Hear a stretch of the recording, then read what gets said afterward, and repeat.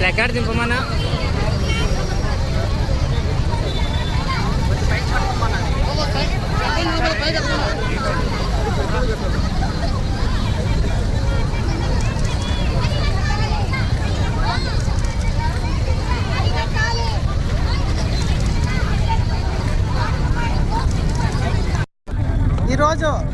ఈ రోజుకి కూటమి ప్రభుత్వం వచ్చి 1 సంవత్సరం అవుతుంది. కూటమి ప్రభుత్వం వచ్చి ఆయన ఇచ్చిన హామీలను పక్కన పెట్టేసి అన్ని ఈరోజు అమ్మాయిల మీద, ఆడపిల్లలు, మైనర్ బాలికల మీద, చిన్న పిల్లల్లో 4 ఏళ్ల పిల్లలను కూడా వదులుకోకుండా కీచక ప్రభుత్వం అయింది. కీచకరా వీళ్ళని, ఇలాంటి దుర్మార్గుల్ని శిక్షించాలని చెప్పేసి ప్రభుత్వాన్ని కోరుతున్నాం. అదేవిధంగా పవన్ కళ్యాణ్ గారు ఆ రోజు అన్నారు, మహిళలకు, అక్క చెల్లెమ్మలకు రక్షణ లేదు, నేను వస్తే వాళ్ళకు తోడుగా ఉంటానని చెప్పిన ఆయన ఏం చేస్తున్నాడు? వాళ్ళు చేసేది ఏమీ లేకోకుండా, వాళ్ళ ప్రభుత్వం వచ్చినప్పటి నుంచి ఎక్కడ చూసినా దౌర్జన్యాలు. వాళ్ళు చేసేది ఒక వైఎస్ఆర్ పార్టీ నాయకుల్ని టార్గెట్లో పెట్టుకున్నారు, కానీ పాలన అనేది వాళ్ళు చేయలేకపోతున్నారు.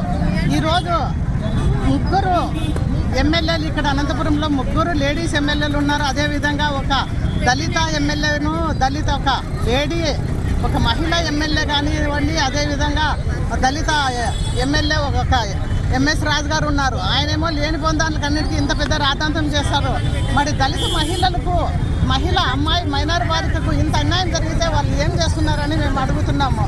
కాబట్టి ఇప్పటికైనా పోలీసు యంత్రాంగము కన్ను తెరిచి ఈ అరాచకాలని ఖండించాల్సిందిగా మేము కోరుతున్నాం. అదేవిధంగా చంద్రబాబు నాయుడు గారు, మీరు ఒక్కసారి రాష్ట్రంలో ఏ అరాచకాలు జరుగుతున్నాయో దాన్ని ఒక్కసారి చూసి మీరు చెప్పిన హామీలన్నీ నెరవేర్చి అమ్మాయిలకు రక్షణ కల్పించాల్సిందిగా మేము కోరుతున్నాం. ఈరోజు కూటమి ప్రభుత్వం ప్రారంభమైనప్పటి నుంచి కూడా ఎంతటి అరాచకాలను, అన్యాయాలను చూస్తున్నారో మరి ప్రతి ఒక్కరూ కూడా గమనిస్తున్నారు. ఈరోజు మరి కూడేరులో ఇంటర్ విద్యార్థిని, ఒక గిరిజన మహిళ, ఒక గిరిజన బాలిక మీద అత్యాచారం జరిగి ఘోరంగా పెట్రోల్ పోసి మరి చంపడం ఎంత దారుణం. ఈరోజు మరి ప్రజలకు రక్షణ లేదు, మహిళలకి గౌరవం లేదు. అలాగే మహిళలకు గౌరవం లేకున్నా పర్వాలేదు, కనీస రక్షణ కల్పించలేని ప్రభుత్వం ఒక ప్రభుత్వమా? ఎంత సిగ్గుచేటు.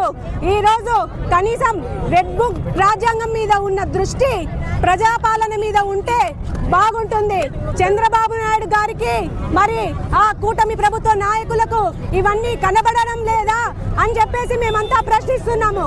ఈరోజు ఏ ఒక్క కూటమి నాయకులన్నా వచ్చి వాళ్ళను పరామర్శించింది లేదు, కనీసం వారి గురించి వాయిస్ ఇచ్చింది కూడా లేదు. ఇంతటి అరాచకాలను చూస్తూ ప్రజలు ఎన్నో రోజులు ఓర్చుకుంటూ ఉండరు. సరైన బుద్ధి చెప్పే రోజులు త్వరలోనే ఉన్నాయి. మొన్న వెన్నుపోటు దినం రోజే ప్రజలంతా కదిలి బయటికి వచ్చారు. ఆ రోజు పెద్ద ఎత్తున ధర్నాలన్నీ కూడా జరిగాయి.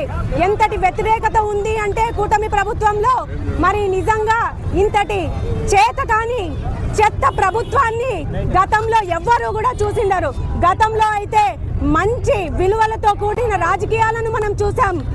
ఈ ప్రభుత్వం అయితే నిజంగా అరాచకాలను అన్యాయాలను ఎంకరేజ్ చేస్తున్నట్లు ప్రతి నాయకుడు కూడా వాళ్ళు దోచుకోవడం దున్నుకోవడంలో పెట్టిన దృష్టి ప్రజలపైన మహిళల రక్షణ పైన కొంచెం పెట్టండి. మీరు డబ్బులు ఎన్ని దున్నుకున్నా బాధ లేదు, కనీస రక్షణ కల్పించలేనప్పుడు మీదొక ప్రభుత్వమా? ఈ రోజు ప్రజలంతా కూడా వీటన్నిటిని గమనిస్తున్నారు. రాబో రోజుల్లో తగిన బుద్ధి చెప్తారు. ఇంకొక విషయం ఏమిటంటే పోలీసులను కూడా వాళ్ళ ఇంటి మనుషుల్లాగా వాడుకుంటూ లాస్ట్ కి విశ్వాసాన్ని కోల్పోయే విధంగా ప్రజలంతా కూడా నమ్మకం విశ్వాసంతో పోలీసు వ్యవస్థ మీద ఒక విశ్వాసం ఉండేది.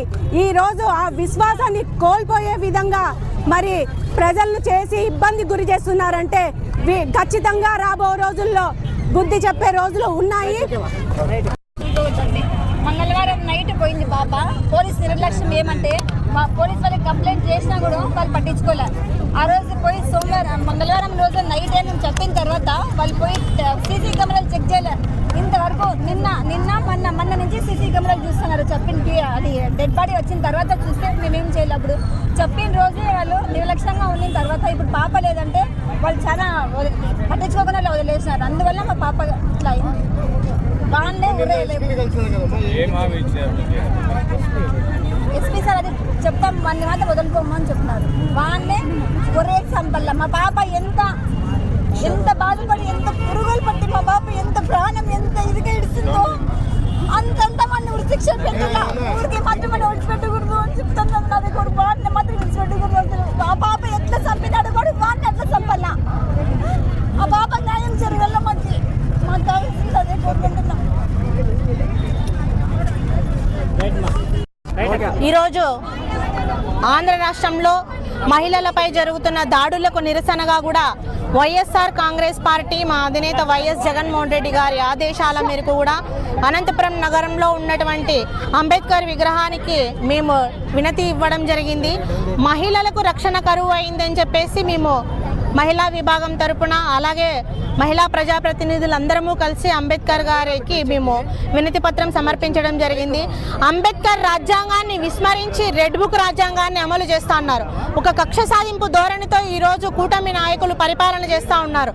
మహిళలకు ఇచ్చినటువంటి ఏ ఒక్క హామీని కూడా అమలు చేయకుండా మహిళలకు ఈరోజు రాష్ట్రంలో దాడులు జరుగుతున్నాయి, దౌర్జన్యాలు జరుగుతున్నాయి, అత్యాచారాలు జరుగుతున్నాయి, హత్యలు కూడా జరుగుతున్నాయి. ఏమాత్రం చలనం లేకుండా ప్రజాస్వామ్యం ఎటుపోతుందా అని ప్రజలు ఆలోచన చేసే విధంగా ఈరోజు కూటమి నాయకులు పరిపాలన చేస్తూ ఉన్నారు.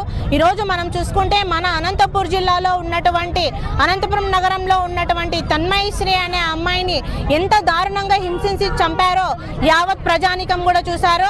ఆ అమ్మాయికి వెంటనే న్యాయం జరగాలని కూడా మేము ఈ సందర్భంగా డిమాండ్ చేస్తూ ఉన్నాము. అలాగే రామగిరిలోన అలాగే చిలమత్తూరు మండలంలో జరిగినటువంటి మహిళల పైన ఈ జరుగుతున్నటువంటి అన్యాయాలకు కూడా బాధ్యత, నైతిక బాధ్యత హోంమంత్రి గారు వహించాలని కూడా మేము ఈ సందర్భంగా కూడా డిమాండ్ చేస్తూ ఉన్నాము. గతంలో జగనన్న ముఖ్యమంత్రిగా ఉన్నప్పుడు ఇటువంటి దాడులు జరగలేదు. మహిళలకు రక్షణ వలయంగా నిలిచారు జగనన్న. ఒక సంక్షేమ సామ్రాట్గా పరిపాలన చేశారు జగన్మోహన్ రెడ్డి గారు. దిశ చట్టాన్ని తీసుకొని వచ్చి దిశ పోలీస్ స్టేషన్లు ఏర్పాటు చేసి మహిళలకు ఎంతగానో కూడా అండగా నిలిచారు వైఎస్ జగన్మోహన్ రెడ్డి గారు. ఇప్పటికైనా బుద్ధి తెచ్చుకొని అంబేద్కర్ రచించినటువంటి రాజ్యాంగాన్ని అమలు చేసే విధంగా పరిపాలన చేయాలని కూడా మేము ఈ సందర్భంగా తెలియజేస్తున్నాము. లేని పక్షంలో వైఎస్ఆర్ కాంగ్రెస్ పార్టీ తరఫున బాధితులకు న్యాయం జరిగే వరకు కూడా మేము పెద్ద ఎత్తున పోరాటం చేస్తామని కూడా ఈ సందర్భంగా తెలియజేస్తా ఉన్నాం. చుట్లు పొడిచే విధంగా కూటమి ప్రభుత్వం వ్యవహరిస్తోంది. రాష్ట్రంలోని మహిళలకు ఎన్ని చోట్ల చూస్తున్నాం. ఈ సంవత్సర కాలంగా కూడా ఎన్ని అఘాయిత్యాలు ఘోరాలు చేస్తున్నారు.